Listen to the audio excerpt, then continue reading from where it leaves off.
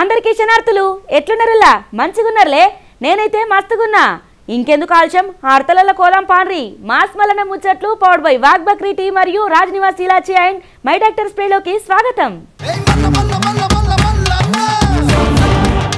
ఎక్కి చూడు ఎండి మేడ రాజన దిగుసుడ బంగారు మేడ రాజన దిగుసుడ బంగారు మేడ రాజన ఇలా శివరాత్రి కదనుల్లా యాడ చూసినా గానీ శివాలయాలైతే కిటకిటలాడుతున్నాయి ఓ మిల్కు మిల్కు లైట్లతోటి భక్తులతోటి ఓం నమ శివాయ శంభో శంకర అని చెప్పి శివనామ స్మరణతోటి మొత్తానికైతే జోరు ఉన్నాయనుకో రాదుర్రి ఇక శివరాత్రి అంటే మామూలుగా ఉండదు జాగారాలని ఒక్క పొద్దులని ఓ తీరుగుంటదనే చెప్పాలా రెండు తెలుగు రాష్ట్రాలల్లా ఏ శివాలయం కోదమన్నా కూడా కాలు పెట్ట సందు లేకుండా భక్త జనాలు జోరు వస్తున్నారు అయ్యా శివయ్య ఇక నువ్వే మాకు మళ్ళా శివరాత్రి వచ్చేదాకా నీ అండదండ ఉండాలా నీ చల్లని చూపు మా మీద ఉండాలా ఎసొంటి కష్టాలు రాకుండా చూడు అని చెప్పి మొత్తానికైతే శివరాత్రి గోలిగా శంభో శంకర అని చెప్పి మొక్కుకుంటున్నారులా చూద్దాం పాండ్రి ఎండి కొండాలు ఏలేటోడా అడ్డబొట్టు శంకరుడా జోలే పట్టుకొని తిరిగేటోడా జగాలను గాసే జంగముడా అనుకుంటా అయ్యల శివరాత్రి కదనుల్లా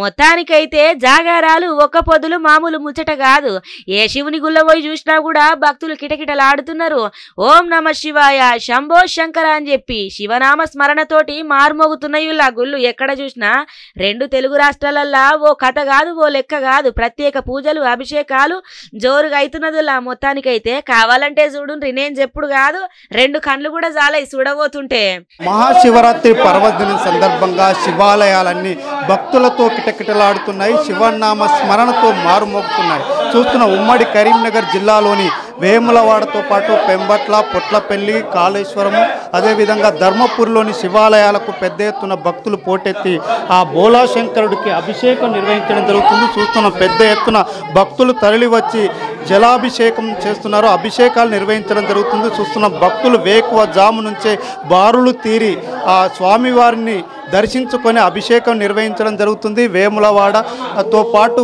ఉమ్మడి కరీంనగర్ జిల్లాలోని శివాలయాలన్నీ కూడా భక్తులతోటి కిటకిటలాడుతూ శివనామ స్మరణతోటి మారుమోగుతున్నాయని చెప్పవచ్చు చూస్తున్న భక్తులు కూడా బారులు తీరి స్వామివారిని దర్శించుకోవడం జరుగుతుంది భక్తులు కూడా పత్రి ఫలము పువ్వులు అదేవిధంగా పంచామృతాలతోటి అభిషేకాలు కూడా నిర్వహించడం జరుగుతుంది ఇలా మహాశివరాత్రి అప్పుడుతోటి ఇంకా ఎంలాడ కాడనైతే మొత్తం భక్తజన సంద్రంగా మారిపోయిందనే చెప్పాలా ఇక యాడ చూసినా కూడా కాలు పెట్టే సందు లేకుండా శివుణ్ణి దర్శించుకుంటున్నారు ఇక ప్రతి గుళ్ళే కూడా ఓం నమ శివాయ అని చెప్పి మొక్కుకుంటా అయ్యే స్వామి మళ్ళొచ్చే శివరాత్రి దాకా ఎసొంటి బాధ సాధ లేకుండా నువ్వే చూడాలా నీ కరుణ ఉండాలా నీ దయ ఉండాలా అని చెప్పి రాజరాజేశ్వర స్వామికి భక్తులైతే కోడె మొక్కులు చెల్లించుకుంటున్నారు ఇక ఇంకోరోకి చూసుకుంటే రాత్రి జాగారణ ఉంటది కదా ఇక గదిని మీద గా పండ్ల భక్తులు నిమగ్నమైనరనే చెప్పాలా ఏదేమైనా శివరాత్రి వచ్చిందంటే జారుల్లా ఇక గుళ్ళు మొత్తం కిటకిటలాడతాయి శివాలయాల కాడ జనాలైతే ఓ తీరుగా బారులు తీరుతారు వీళ్లకు పుట్టుకతోటే వచ్చినట్టున్నది గీ పనులు చేయాలా గిట్లా ఆరితేరాలా అని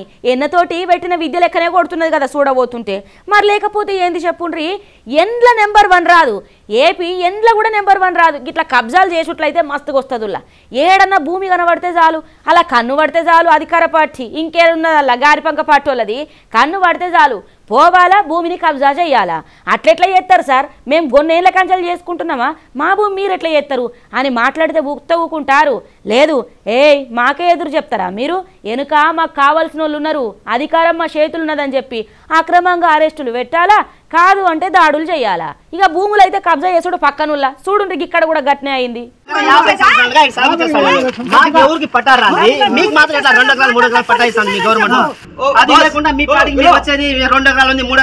ఎన్ని సంవత్సరాలుగా సాగు చేస్తా మాకే మీకు పట్టాయిలేని వాళ్ళు మీకు మాత్రం ఎట్లా కాలనీకి పట్టాయిస్తా ఉండరు కబ్జాలకు పెట్టింది పేరు గీల లెక్క ఎవ్వరు కూడా కబ్జాలు చెయ్యరు గంత ఆరితేరినోళ్ళు అన్నట్టు పుట్టుకతోటి వచ్చిన బుద్ధి అంటే గిదే కావచ్చునుల్లా ఎక్కడ గంతగనం కబ్జాలు నడుతున్నాయి అంటారా ఇంకెక్కడ నుల్లా దేశమంతటా లెంకినా కూడా యాడ దొరకరుల్లా ఎక్కడంటే ఏపీలోనే ఉంటారు ఇక ఏ భూమి మీద కన్ను పడ్డా చాలు పోవాలా కబ్జా చెయ్యాలా ఇక ఇనకపోతే వాళ్ళ మీద కేసులు పెట్టాలా ఆఖరికతే పానాలు తీయాలా గట్లుంటదన్నట్టు ఏపీలో ముచ్చట ఏపీలో ఎవరున్నారు మరి జగ్గులు అక్కడ ఎట్లుంటే మరి కింద కూడా గట్నే ఉంటదన్నట్టు తల్లి తీరు పిల్ల లీడర్ తీరు క్యాడరు ఆయన ఎట్లా చెప్తే వీళ్ళు అట్లుంటారు అన్నట్టు గాలిపంక పార్టీ నేతల అరాచకాలకైతే అడ్డు అదుపు లేకుండా పోతున్నది.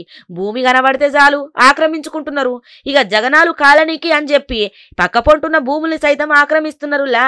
రామకుప్పం మండలము బండకొత్తూరు తాండాల గీ ముచ్చట జరిగింది. సర్వే నెంబర్ 82 బ్లాకు 52 హెక్టార్ల భూమి ఉన్నదటనుల్లా. ఇక గీ భూమిలో 30 మంది రైతులు 60 ఏళ్ల కాంచెల్లి సాగు చేసుకుంటున్నారట. ఇక గిట్ల కొంతమందికి డీ పట్టా ఉన్నదట, ఇంకొంతమందికి లేవట. అయితే గతంలో ఏ సర్కారు రైతులకు ఇబ్బంది పెట్టలేదు గీ తీరుగా. గాలిపంక పార్టీ సర్కారు వచ్చినాక గీ భూమి మీద కన్నేసిండ్రు అక్రమార్కులు. రైతులను బెదిరించుకుంటా కబ్జాలకు పాల్పడుతున్నారు లా పాపము. ఇక గీ భూమిని మొత్తం ఆక్రమించుకునేందుకు ప్రయత్నిస్తున్నారు. ఇక గీ ముచ్చట మీద ఎంఆర్ఓకి ఎన్నిసార్లు కూడా ఇనితి పత్రం ఇచ్చినా కూడా పట్టించుకున్న పాపాన పోలేదట.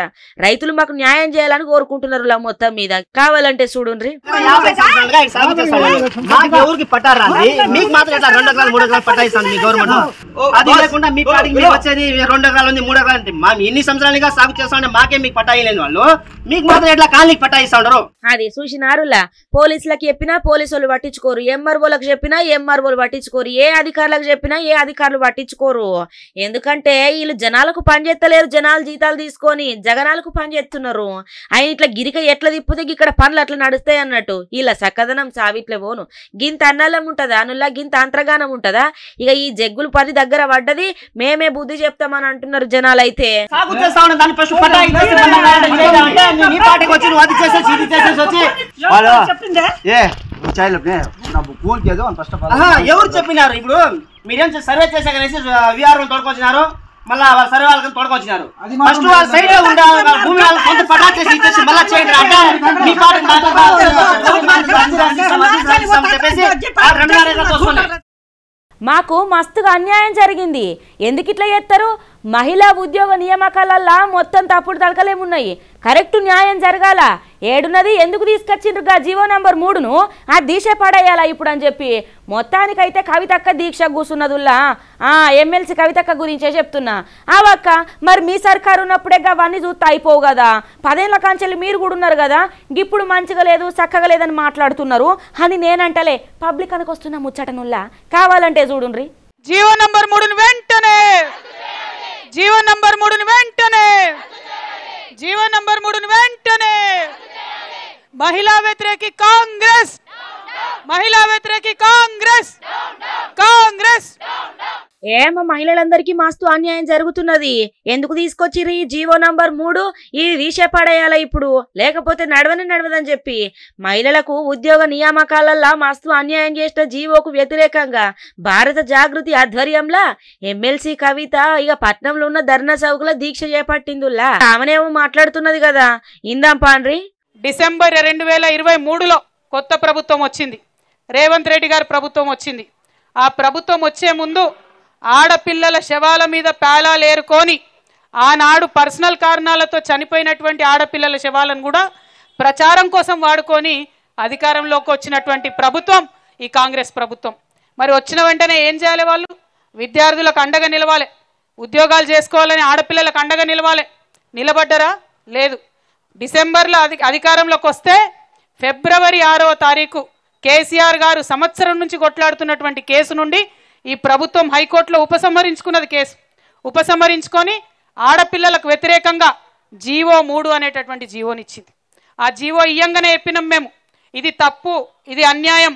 ఈ కొత్తగా మీరు ఇచ్చిన జీవోతోని 33% హక్కు ఎన్నో ఏండ్ల నుంచి మా ఆడబిడ్డలకు ఉన్నది, అది పోతుందని చెప్పినాం.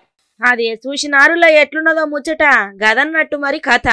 అవ్వక్క మరి మీ సర్కారు ఉన్నప్పుడే మహిళలకు న్యాయం చేస్తే అయిపోయేది కదా, ఇప్పుడు ఈడదాకా వచ్చేదా చెప్పు? మరిగా ఉద్యోగ నియామకాలల్లా ఏదైతే మస్తుగా అన్యాయం జరిగిందో ఇక అవంతా మీరే చూసుకుంటే ఇప్పుడు ఈ బాధ వచ్చేదా అక్క? 10 ఏళ్ళు ఉండరు కదా అని చెప్పి మాట్లాడుకొస్తున్నారు పబ్లిక్ అయితే ఈ ముచ్చట మీద. ఈమె ముచ్చటకత్తే పొద్దుగల 11 గంటల నుంచి వెళ్ళి పొద్దుగుకి 4 దాకా మొత్తానికైతే దీక్ష చేసిందుల్లా. జీవో నంబర్ 3ను రద్దు చేయాలని డిమాండ్ చేసింది గమండిగా. ఇక ఈ జీవోతోటి సర్కారు నియామకాలల్లా మహిళల రిజర్వేషన్ల అమలులా మస్తుగా అన్యాయం జరుగుతుంది. అంతర్జాతీయ మహిళా దినోత్సవం సందర్భంగా ఆడబిడ్డలకు జీవో 3 తోటి జరిగే నష్టం గురించి ధర్నాలలో చెప్పుకొచ్చిందన్నట్టు.